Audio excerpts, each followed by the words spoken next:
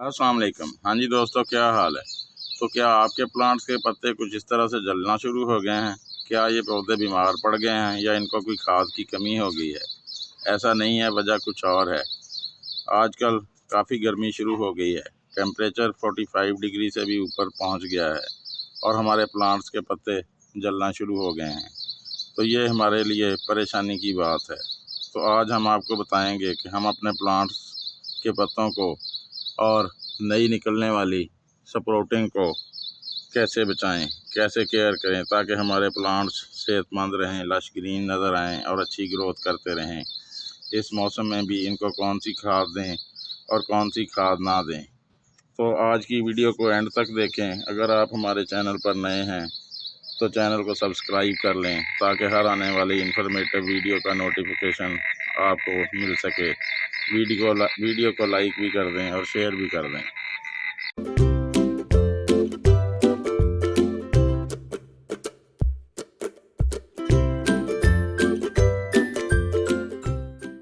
तो जिस तरह हमारी पानी पीने की रिक्वायरमेंट गर्मी के मौसम में बढ़ जाती है, इसी तरह पौधों को भी गर्मी में ज़्यादा पानी की ज़रूरत होती है। पौधों को पानी सुबह या शाम के वक्त दें और इतना पानी दें कि वो नीचे पॉट के होल में से ड्रेन हो जाए। तो घरों में रखी हुई छतों पर टैंकियों में अक्सर पानी गर्म हो जाता है, तो पानी देने से पहले देख लें कि वो पानी गर्म तो नहीं है। पौधों को गर्म पानी भी ना दें, इसकी वजह से भी हमारे पौधे ख़राब हो सकते हैं।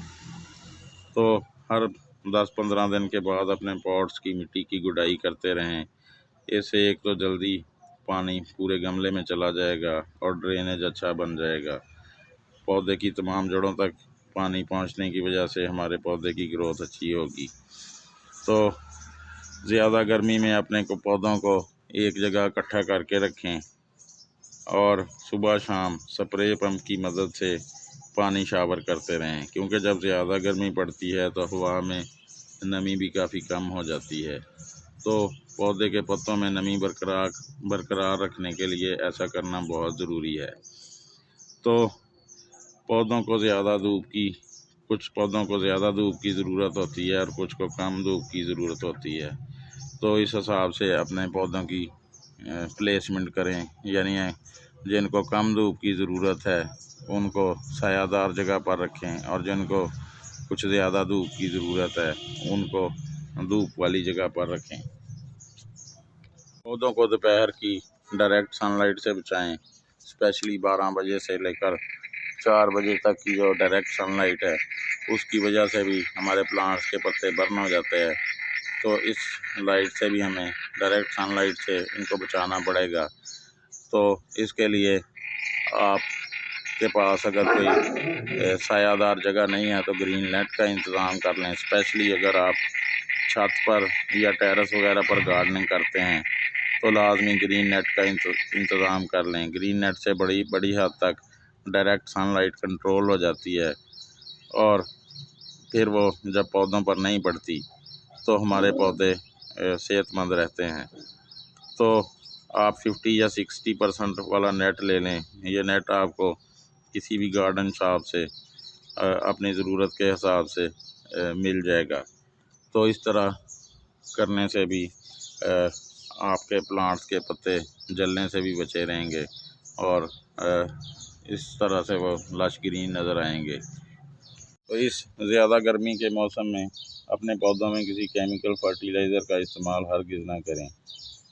यूरिया, DAP, NPK, क्योंकि पौधे ज़्यादा गर्मी में स्ट्रेस से गुज़र रहे होते हैं। इन खादों के इस्तेमाल से आपके पौधे ख़राब हो सकते हैं और इनके पत्ते भी जल सकते हैं। तो गर्मियों में पत्तों की बनी हुई कंपोस्ट दें, ये ठंडी ऑर्गेनिक खाद होती है। इसके अलावा आप कोई गोबर की लिक्विड खाद बनाकर भी दे सकते हैं। आप 1 लीटर पानी में 100 ग्राम गोबर की गली सड़ी खाद डाल दें, कुछ दिन के लिए उसे छोड़ दें और फिर उसमें मज़ीद कोई 4 लीटर पानी ऐड कर लें और अपने हर प्लांट में 12 इंच के गमले में लगे हुए हर प्लांट में 1-1 गिलास डाल दें। तो इससे आपके प्लांट की न्यूट्रिशन की तमाम ज़रूरियात पूरी हो जाएंगी और आप के पौधे लश ग्रीन भी रहेंगे, गर्मी से भी बचे रहेंगे और गर्मी के इस मौसम का मुकाबला भी करते रहेंगे। तो अगर आपके पॉट्स कहीं फर्श पर पड़े हुए हैं तो उनके नीचे कोई मिट्टी की कनाली वगैरह या कोई दो ईंटें रख कर उस पर गमला रखते हैं या कोई जूट की बोरी वगैरह रखते हैं ताकि नीचे से फर्श की हीट पौधे की जड़ों तक ना पहुंच सके। तो इस तरह से भी ये गर्मी से बचे रहेंगे और अच्छी ग्रोथ करते रहेंगे। तो ये छोटे छोटे काम करने से हम अपने पौधों के पत्तों को भी जलने से बचा सकते हैं और इस तरह से हमारे पौधे बड़ी अच्छी ग्रोथ करते रहेंगे, लश ग्रीन भी नज़र आएंगे, सेहतमंद भी रहेंगे और हमें अच्छी फ्रूटिंग और फ्लावरिंग भी देते रहेंगे। तो उम्मीद है आपको आज की वीडियो पसंद आई होगी। चैनल को सब्सक्राइब नहीं किया तो कर लें।